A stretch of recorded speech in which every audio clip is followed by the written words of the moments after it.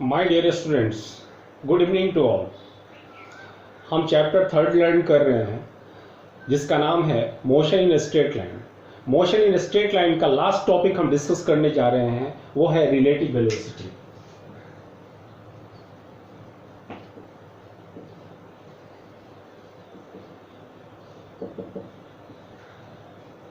आपको 9th class से ये पढ़ाया जाता रहा है कि all motions are relative, there is no absolute rest, there is no absolute motions.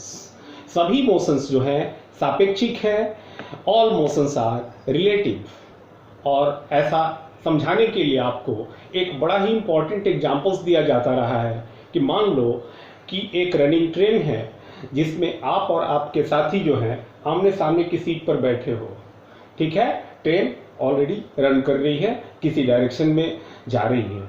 ठीक है, आपको आपका साथी लगता है कि रेस्ट में है, आपके दोस्त को, आपके साथी को आप लगते हो कि रेस्ट में हो, लेकिन वो ऑब्जर्वर जो प्लेटफॉर्म पर खड़ा है, जो आपको छोड़ने के लिए आया था, उसको लगता है कि आप चल पड़े, उसे लगता है कि आप फॉरवर्ड डायरेक्शन में मूव कर रहे हो, और आप जब खिड़की से उसे देखते हो तो आपको लगता है कि वो बैकवर्ड डायरेक्शन में मूव करता है। ठीक है, तो जितने भी मोशंस हैं वो रिलेटिव मोशंस हैं। किसी बॉडी की वेलोसिटी क्या है, किस डायरेक्शन में है, उसकी मैग्नीट्यूड कितनी है, वो इस बात पर डिपेंड करता है कि उस वेलोसिटी को जज करने वाला जज कौन है, ऑब्जर्वर कौन है, ऑब्जर्वर की खुद की स्टेट ऑफ मोशन क्या है, वो खुद रेस्ट में है या किसी पर्टिकुलर डायरेक्शन में मूव कर रहा है, किस पर्टिकुलर डायरेक्शन में मूव कर रहा है, किस स्पीड से वो खुद मूव कर रहा है। ये ऑब्जर्वर की जो खुद की state of velocity, state of motion है, वो तय करती है किसी बॉडी की वेलोसिटी। ठीक है, एक ही बॉडी की वेलोसिटी के बारे में डिफरेंट स्टेट ऑफ मोशन वाले ऑब्जर्वर्स जो है डिफरेंट ओपिनियंस रखेंगे। ठीक है, इसीलिए कहा जाता है कि किसी बॉडी की जो वेलोसिटी है, स्पीड है, वो एब्सोल्यूट नहीं है, वो एक रिलेटिव कॉन्सेप्ट है। वो डिपेंड करती है ऑब्जर्वर कौन है और ऑब्जर्वर की स्टेट ऑफ मोशन पर डिपेंड करती है। तो let us define this relative velocity. तो मान लो कि ए और बी दो ऑब्जेक्ट्स हैं जो मूव कर रहे हैं, सेम डायरेक्शंस में मूव कर रहे हैं। चलो ये भी मान लेते हैं कि जो ऑब्जेक्ट ए है उसकी वेलोसिटी वी ए है with respect to ground, object B की जो वेलोसिटी है वो वी बी है विद रिस्पेक्ट टू ग्राउंड। ठीक है, और अब हम ये जानना चाहते हैं कि ए की रिलेटिव वेलोसिटी बी के रिस्पेक्ट में क्या होगी। यानी कि ऑब्जर्वर यदि बी है जो बी बी वेलोसिटी से उसी डायरेक्शन में मूव कर रहा है जिस डायरेक्शन में बी वेलोसिटी से ए मूव कर रहा है, तो बी को कैसा लगेगा। ठीक है, बी के रेस्पेक्ट में ए की वेलोसिटी क्या होगी। तो velocity of relative velocity of object A with respect to object B is the time rate of change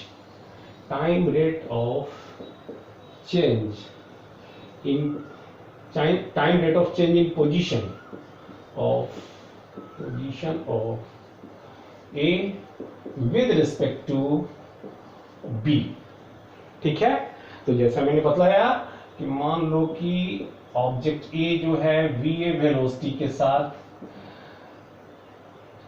इस डायरेक्शन में, सपोज इस डायरेक्शन है, ये इस डायरेक्शन में मूव कर रहा है, एक दूसरा ऑब्जेक्ट बी उसी डायरेक्शन में, इस डायरेक्शन में ही वीबी वेलोसिटी के साथ मूव कर रहा है।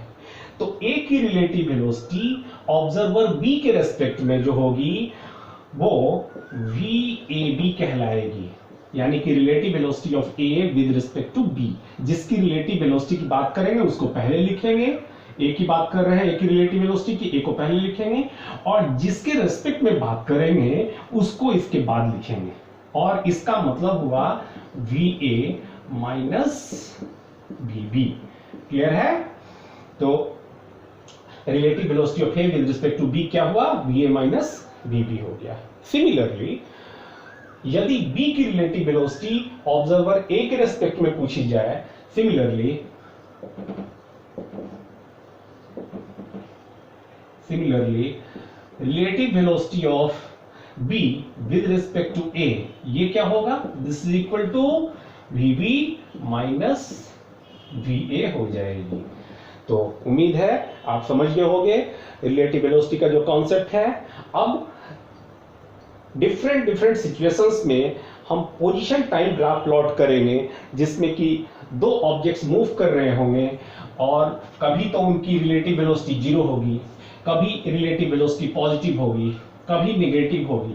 तो वैसी स्थिति में उनके पोजीशन टाइम ग्राफ्स की रूपरेखा क्या होगी, ये हम जानने की कोशिश करेंगे। Position time graph, relative velocity in terms of position time graph।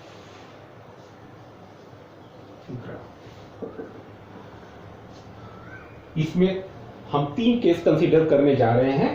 Case A, when मान लो कि ए एंड बी दो ऑब्जेक्ट्स हैं जिनकी रिलेटिव वेलोसिटी की बात हो रही है। मान लो कि उनकी रिलेटिव वेलोसिटी जो है जीरो है, यानी कि va माइनस vb जो है इक्वल टू जीरो है, when vab is equal to vab जो कि जीरो है। तो जब ऐसी स्थिति हो तो जो पोजीशन टाइम ग्राफ होगा, रिलेटिव वेलोसिटी जीरो होने का मतलब कि va और vb जो है दोनों के मैग्नीट्यूड भी सेम होंगे, डायरेक्शंस भी सेम होंगे। यानी कि दो ऑब्जेक्ट्स यदि सेम डायरेक्शन में सेम मैग्नीट्यूड ऑफ वेलोसिटी के साथ मूव कर रहे हो तो उनके लिए पोजीशन टाइम ग्राफ इस तरह का होगा।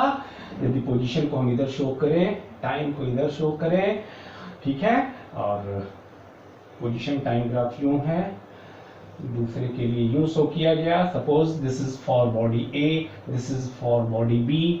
ये v वेलोसिटी से मूव कर रहा था ऑब्जेक्ट हमारा, b जो है vb वेलोसिटी से मूव कर रहा था। दोनों के इनिशियल पोजीशंस मान लो कि this was x01, this was x02, ठीक है।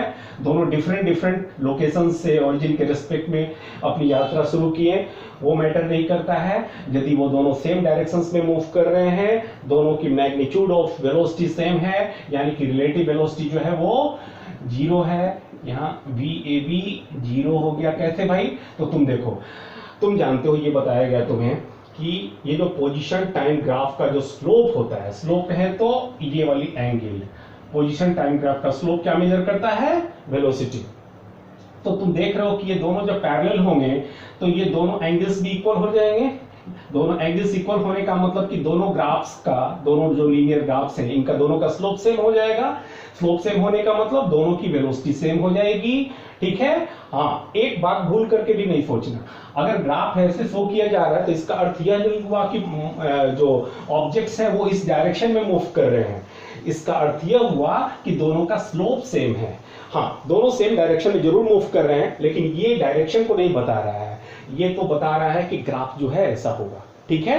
तो रिलेटिव वेलोसिटी यदि जीरो हो टू ऑब्जेक्ट्स के बीच, तो उन दोनों बॉडी जो मोशन में है उनके लिए जो ग्राफ होगा, जो लीनियर तो होगा ही, दोनों का स्लोप्स यानी कि थीटा जो है वो सेम हो जाएंगे, और इसकी वजह से इनका जो स्लोप tan थीटा है वो सेम हो जाएगा, यानी कि दोनों की वेलोसिटी सेम हो जाएगी, रिलेटिव वेलोसिटी जीरो हो जाएगी, ठीक है। केस 2 कंसीडर करते हैं, case B, when VAB is positive, when VAB, B case, when VAB is greater than 0, that is VA is greater than VB, ठीक है। मतलब VA minus VB zero, VA minus VB greater than zero. इसको थोड़ा सा और elaborate कर दो, जिसका अर्थ हुआ कि VA is greater than VB। जाहिर सी बात है, A की वेलोसिटी B की वेलोसिटी के मुकाबले ज्यादा है, ठीक है, एब्सोल्यूट वेलोसिटी। तो ऐसी स्थिति में जब पोजीशन टाइम ग्राफ शो करेंगे तो A के लिए स्लोप जो है ज्यादा दिखलाओगे, A का स्लोप अधिक, B का स्लोप कम दिखलाओगे। इसका मतलब ये पैरेलल लाइंस नहीं होंगे। ये जो है VA वेलोसिटी है A के लिए, अगर ये B के लिए है VB, ठीक है, तो ये VA और VA जो होगा वो ज़्यादा बड़ा एंगल बनाएगा, θ1 अगर ये है, ये अगर θ2 है तो θ1 is greater than θ2, so tan θ1 is greater than tan θ2, यानी कि V1, इसको A कर लो, इसको B कर लो, हाँ चलो इसको 1 2 ही रहने दो, ये 1 is greater then V2, that is VA is greater than VB and that is VAB is positive. Clear है?